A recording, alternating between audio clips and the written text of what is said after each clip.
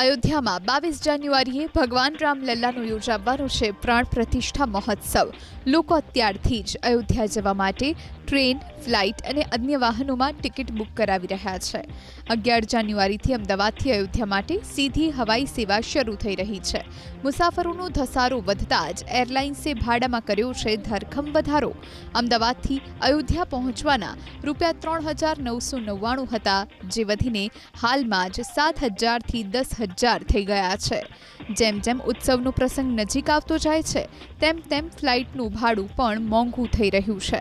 અગાઉ પણ અમદાવાદથી અયોધ્યા પહોંચવા માટે હવાઈ મુસાફરીનો ઉપયોગ થતો હતો, પરંતુ એમાં 1 કે 2 સ્ટોપ બાદ અયોધ્યા પહોંચી શકાતું હતું, જે હવે ડિરેક્ટ ફ્લાઇટથી 1 કલાક 50 મિનિટમાં પહોંચી શકાશે। મહત્વની બાબત એ છે કે 30 જાન્યુઆરી 2024થી ફરી તેના ભાવ નીચે આવતા 5,000માં જ અયોધ્યા પહોંચી શકાય તેવી શક્યતા સેવાઈ રહી છે।